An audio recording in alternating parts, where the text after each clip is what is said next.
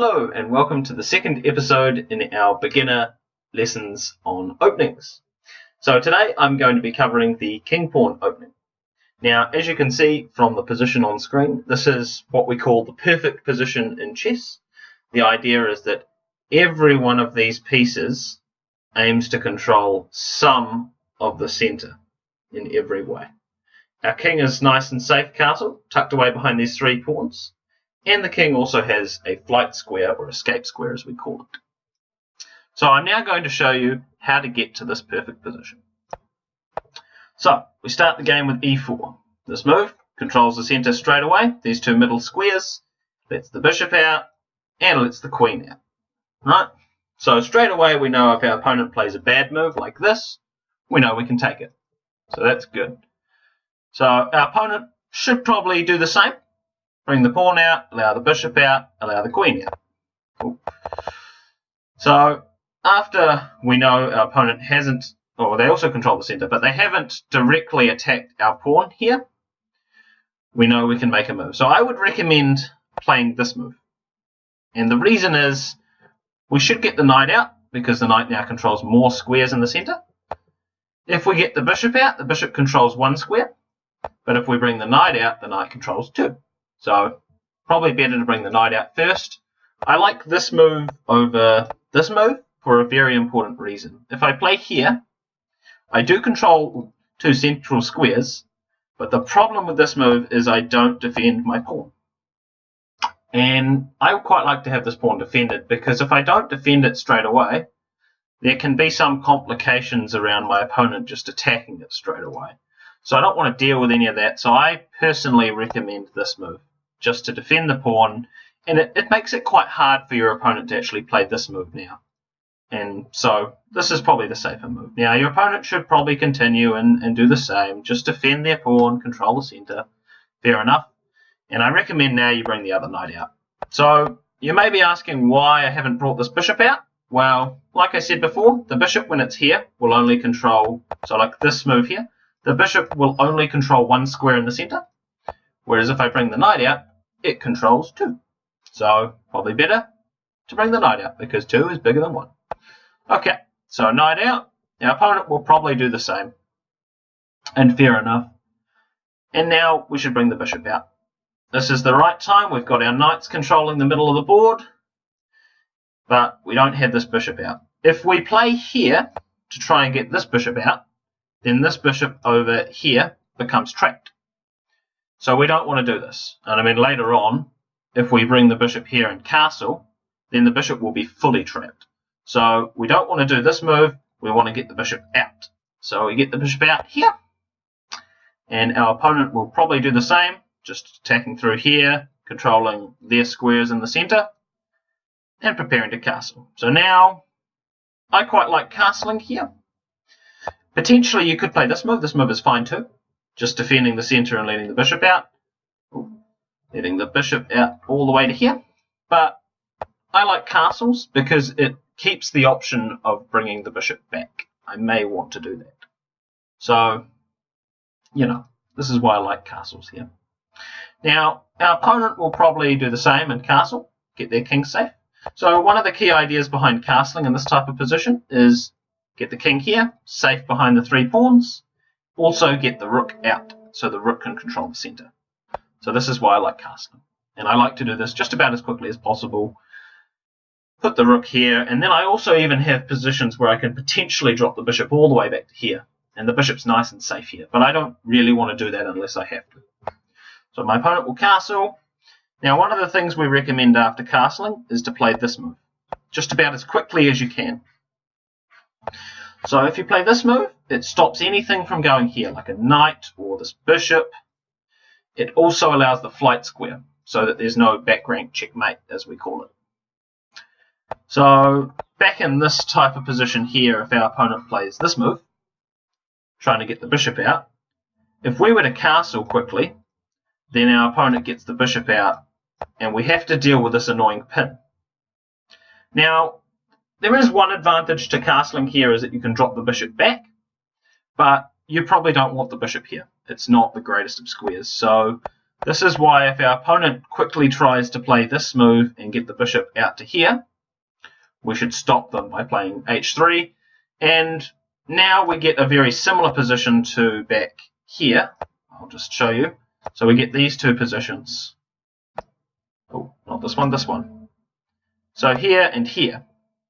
Well, this position is better for white because this pawn blocks the bishop in, and the bishop does not control the center. So this is why they normally bring the bishop out before playing d6. But here I recommend playing this move anyway, just to stop any bishop here pin. So our opponent will normally play this move, controlling the center and allowing their bishop out.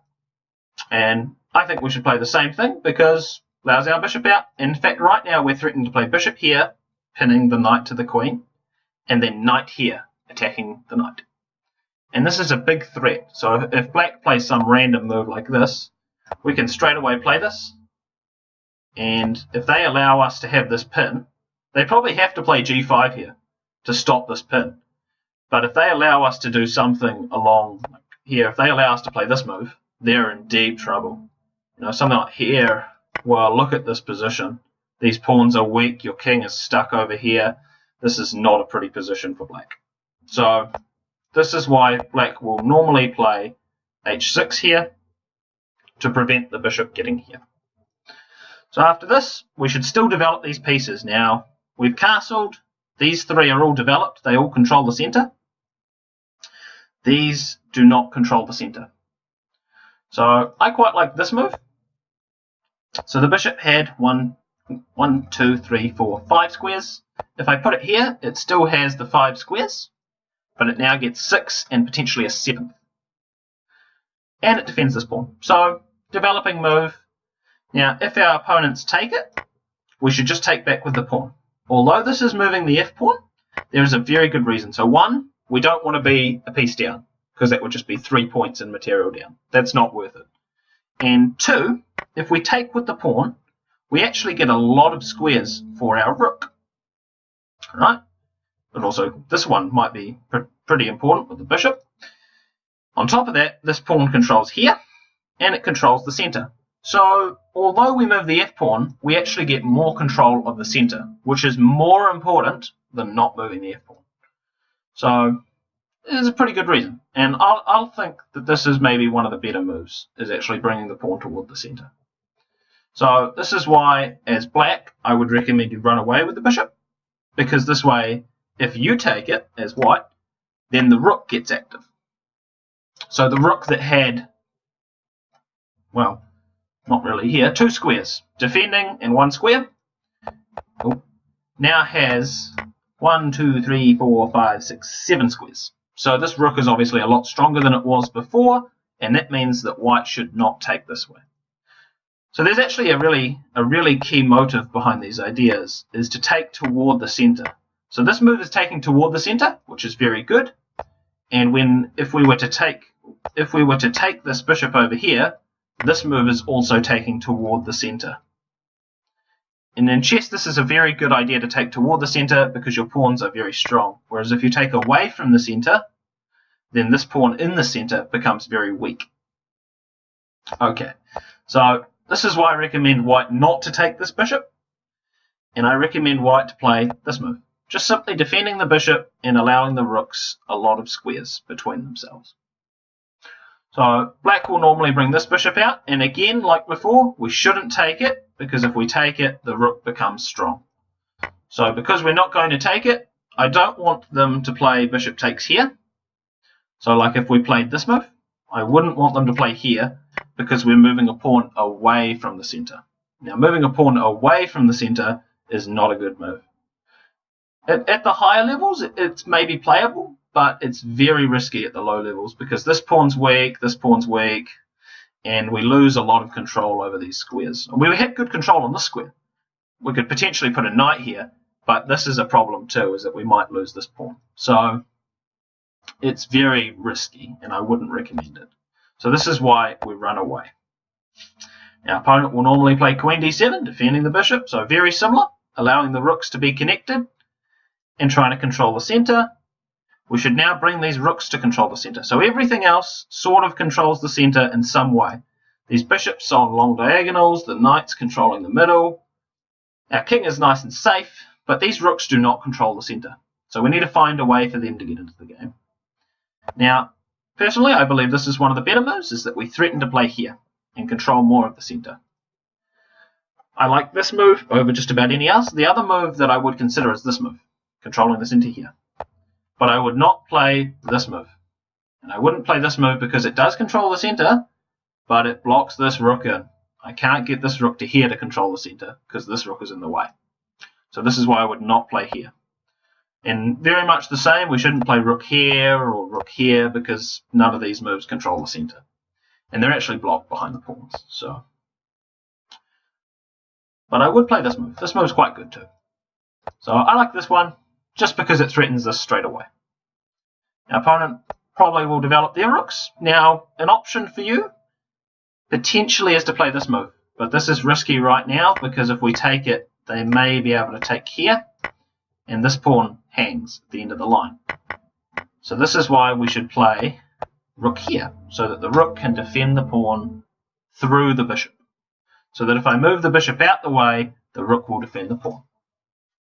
Now they'll normally play the same and get their rook active. And now I think we can play d4. So we've got all our pieces developed controlling the centre. Every single one of them is developed, which means it's time to play in the centre. Time to break in the centre and get some space and get these pieces open. So we play in the centre. This is a very devastating threat, as I've demonstrated here, with pawn up, attacking these two. And there's actually very few ways black can stop this. So ways black can stop this, they can take here, which will allow us to bring a pawn toward the centre, and actually gives us more control on the centre as well. So this is not that good for black. But this bishop is trapped too. He doesn't actually have a lot of options on how to get it out. And so they normally, well, they can play here.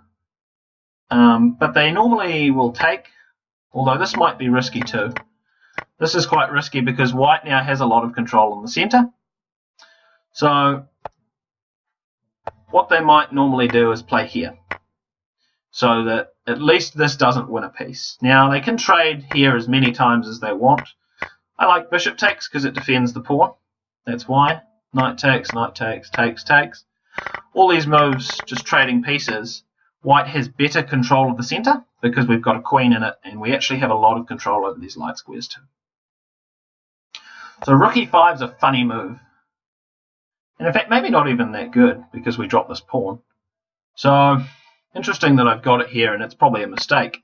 They will normally play something like here, maybe, controlling the centre. But you can see that white has very good control over the centre. And this queen is just a monster piece. You know, if we actually get to chuck the knight in here, it's going to be a very strong knight as well. So even 17 moves in, white, because they controlled the centre, still has great control over the centre and great piece placement. So probably this move is wrong because I think this pawn does just hang. I can just take it straight away. But maybe they have to play here and defend the pawn. Now this is moving the b pawn. We teach not to do this because it leaves us very weak. It also means that we may never be able to move the c pawn because then the d pawn will be weak. So it's a bit risky. I mean, white will probably just chuck the knight into the middle. And on this position, this pawn in the middle is very strong, controls a lot of weak squares, and we have control over the open file. So this position is very good for white, and I'd recommend playing it this way. So I'll just go through the line that I did give, which is this, but obviously this is a mistake. So knight d5, controlling more of the centre. Knight takes d5, pawn takes d5, attacking here. So now threatening to win a pawn. Rook e8, defending the pawn. King f1, defending the rook. Takes, takes, takes, takes. Queen here check, and king f1.